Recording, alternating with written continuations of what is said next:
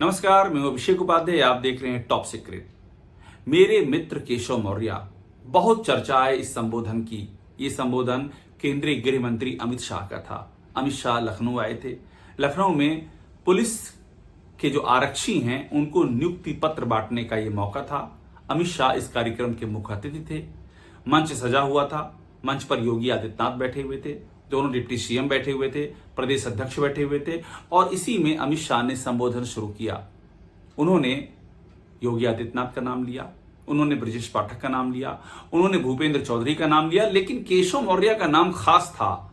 उन्होंने इस नाम के पीछे जोड़ दिया मेरे मित्र केशव मौर्य, और यहीं से चर्चा शुरू हो गई।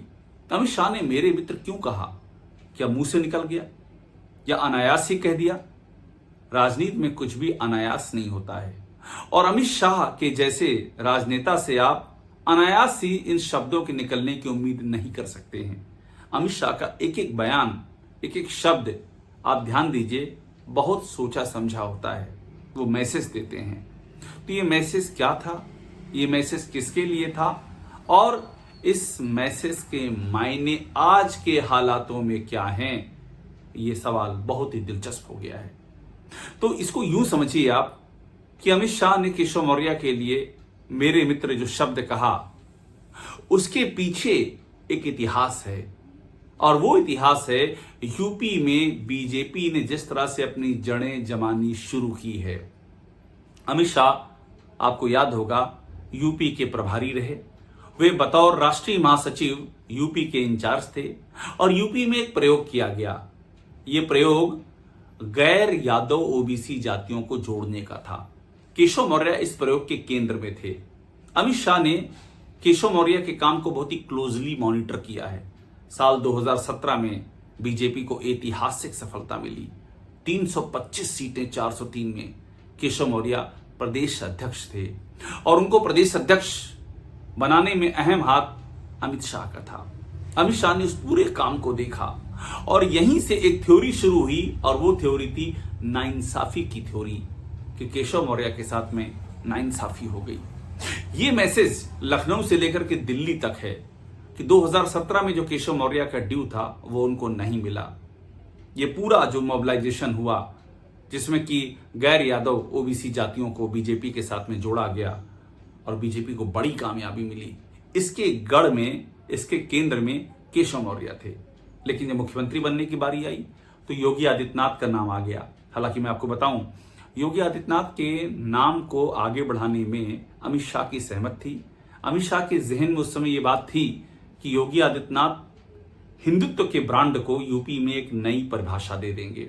वो भी पार्टी के हित में ये फैसला उन्होंने लिया था। मगर उसके बाद जो हुआ, उससे ये टीस गहरा गई। ये जो अंदर खाने की जानकारी मैं आपको बता रहा हूं, क्योंकि उसके बाद योगी आदित्यनाथ हिंदुत्व के नेता की जगह एक जाति विशेष के नेता बनकर के उभरे। उन पे आरोप लगा कि वे ठाकुरों के नेता हैं, वे क्षत्रियों की राजनीति कर रहे हैं। पूरे 8 साल योगी आदित्यनाथ इसी आरोप के इर्द गिर्द परिक्रमा करते रहे। उन्होंने इससे निकलने की कभी कोशिश भी नहीं की। उनके आसपास के लोग, मलाईदार पदों पर बैठे हुए लोग, अधिकारी, आयोग, निगम, बोर्ड से लेकर करणी सेना तक की आयोग, ये आरोप उनके ऊपर लगातार चिपकता गया। उधर केशव मौर्य, जो कि 2017 में जीत के केंद्र में थे, उन्हें डिप्टी सीएम बनने से संतोष करना पड़ा। और बात यहीं तक नहीं रुकी। केशव मौर्य को डिप्टी सीएम बनने के बाद भी उनका ड्यू नहीं मिल पाया। ये भी एक बात तैरती रही। केशव मौर्य के मंत्रालय में दखल किसका रहा पूरे 5 साल तक। और उसके बाद जब चुनाव हुआ 2022 का, तो बात यह भी सामने आई कि केशव मौर्य की हार में स्थानीय प्रशासन की भूमिका है। इस तरह की बातें भी सामने आई। केशव मौर्य के हवाले से भी ये बातें सामने आई कि जीता हुआ चुनाव हरवा दिया गया। ऐसे गंभीर आरोप सामने आए।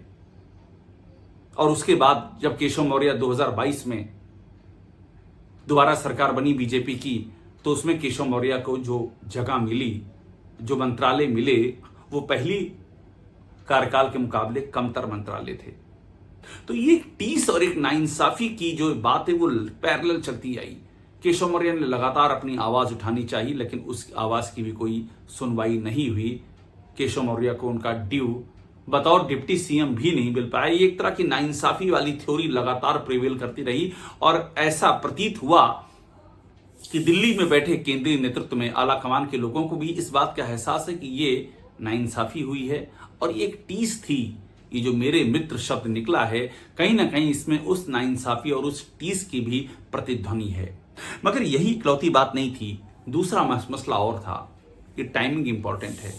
2027 में चुनाव हैं यूपी के, और यूपी का माहौल पूरा का पूरा जातिगत समीकरणों में उलझा हुआ है। ठाकुर बनाम ऑल जैसी थ्योरी यहां पर प्रोजेक्ट होने लगी हैं।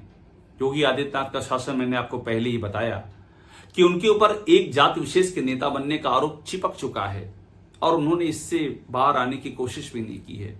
ऐसे में बीजेपी को बड़ा नुकसान होता हुआ दिख रहा है। वो लोकसभा में नुकसान उठा चुकी है। लोकसभा के चुनाव में 36 पंचायतें हुई, उनको रोका नहीं गया, उनको होने दिया गया। बीजेपी को नुकसान हुआ, चूंकि जब एक जात गोलबंद होती है फिर सारी जातियां गोलबंद होना शुरू हो जाती हैं। तो वो बीजेपी का सोशल इंजीनियरिंग छिन्न भिन्न हो गया पूरा।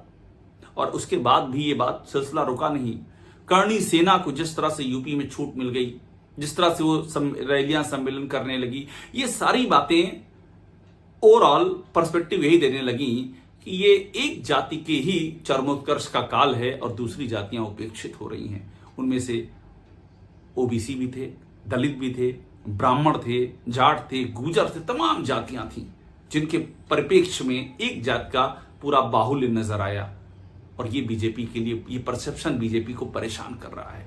और इसीलिए केशव मौर्य को प्रोमिनेंस दी गई है कहकर के मेरे मित्र केशव मौर्य, कि ये जो आपके नेता केशव मौर्य यहाँ खड़े हैं, इनको आप ऐसे मत समझिएगा कि ये बस डिप्टी सीएम ही हैं।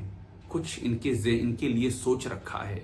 इनके लिए नहीं, मौर्य फैक्टर के लिए भी सोच रखा है। ये यूपी में ये नहीं चलने वाला है कि एक ही जात की सुप्रीमेसी और बाकी जातियां जिन्होंने वोट देकर के जिताया है उनका कोई पुरसा हाल नहीं, ये अब नहीं चलने वाला है। ये भी एक तरह का मैसेज है, एक जातीय समीकरण का भी मैसेज है, ये जो मेरे मित्र केशव मौर्य की बात है। इसके बाद आप याद होगा कि केशव मौर्य ये कहते आए हैं संगठन बनाम सरकार। ये टीस हमेशा केशव मौर्य के दिल में रही कि वो संगठन के आदमी थे, लेकिन इन पूछे योगी सरकार के 8 सालों में संगठन को कहीं का नहीं छोड़ा गया। संगठन के मुखिया भी ये बात उठाते रहे कि संगठन की सुनवाई नहीं हो रही है, और केशव मौर्य ने तो खुल के कह दिया कि संगठन सरकार से बड़ा है। वो भी एक तरह के आंतरिक संघर्ष के तौर पर देखा गया और इसकी भी गूंज जो है वो दिल्ली तक गई। एक और अहम बात इसमें यह है कि बेहतर भविष्य का इंडिकेशन भी है। अमित शाह ने जो कहा है मेरे मित्र केशव मौर्य, इसका मतलब उनके जहन में कुछ है कि केशव मौर्य के लिए कुछ करना है, बड़ा करना है। और फिर मैं कह रहा हूं वो सिर्फ केशव मौर्य के लिए नहीं करना है, वो केशव मौर्य फैक्टर के लिए करना है। यानी कि उन जातियों को मैसेज देना है जो जातियां उपेक्षित महसूस कर रही हैं लेकिन बहुतायत हैं और उनकी बदौलत बीजेपी जीती है। उनको मैसेज देना है कि हम रेक्टिफिकेशन करेंगे। ये जो 8 सालों में हुआ ये हमको जानकारी है, it has been too late, ये काफी लेट हो चुका है, लेकिन हम अभी भी ये मैसेज दे रहे हैं कि हम रेक्टिफाई करेंगे। ये भी एक मैसेज था। एक और बड़ा सवाल है कि योगी आदित्यनाथ को अगर हटाते हैं तो कौन? ये सवाल यूपी की सर्किल में लगातार पूछा जाता है। योगी को हटाएंगे तो फिर कौन संभालेगा? वो कौन है जिसके पास ये क्षमता है, ये कास्ट कॉम्बिनेशन है और जिससे विधायकों का एक बड़ा तबका बड़ा ही संतुष्ट है, मुतमईन है, उससे मिलता रहता है? वो कौन है? यहां भी नाम केशव मौर्य का उभर करके सामने आता है। अभी हाल ही में एक विधायक ने हरदोई में खुल के बोल दिया था कि हम तो चाहते हैं योगी जी दिल्ली चले जाएं, केशव जी यहां पर बैठ जाएं। और ये इसलिए कहा था क्योंकि विधायकों में भी है कि उनकी सुनवाई नहीं होती है 5KD यानी कि योगी के दरबार में। अधिकारी और प्रशासन परेशान किए हुए हैं। केशव मौर्य सबसे मिलते जुलते हैं, सबकी सुनते हैं। तो ये भी एक मैसेज था कि केशव मौर्य योगी के बाद अगर कौन वाली समीकरण देखा जाएगा तो वहां भी चीजें बहुत हद तक स्पष्ट हैं। और इसके बाद एक और अहम बात है कि तेवर ना दिखाना, ये बहुत बड़ी महत्वपूर्ण बात होती है। इन 8 सालों में योगी आदित्यनाथ ने लगातार दिल्ली को विद्रोही तेवर दिखाए हैं। ये बात लगातार सामने आती रही।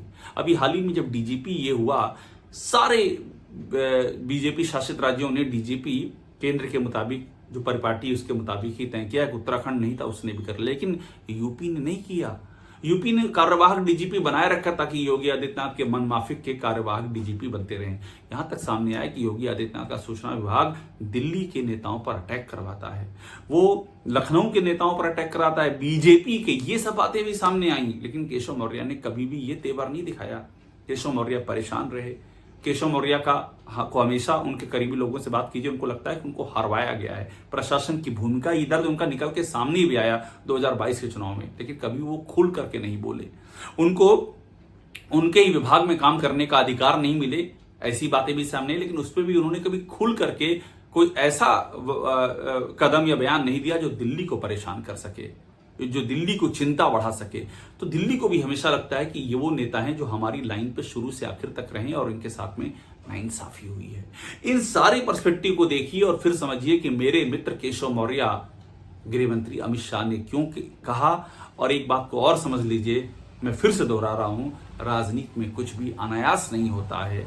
जो दिखता है उसके पीछे कुछ ना कुछ गहरी सोच की छाया होती है। और अब चूंकि समय कम बचा है, 2027 बहुत ही करीब है, तो ये जिस छाया को हम देख रहे हैं, इस बयान के पीछे मेरे मित्र केशव मौर्य, अगर वो छाया आकार लेकर के अपने रूप में सामने आ जाए तो हैरानी की बात नहीं होनी चाहिए, क्योंकि यहां बात योगी को हटाने की नहीं है। यहां बात है 27 का चुनाव तीसरी बार जीतने की, और योगी आदित्यनाथ की अगुवाई में दूर दूर तक कोई चांसेस नहीं है कि बीजेपी सत्ता में वापसी कर सके। इसलिए मेरे मित्र केशव मौर्य ये और भी ज्यादा महत्वपूर्ण हो जाता है। टॉप सीक्रेट को देखते रहिए, लाइक कीजिए, सब्सक्राइब जरूर कीजिए।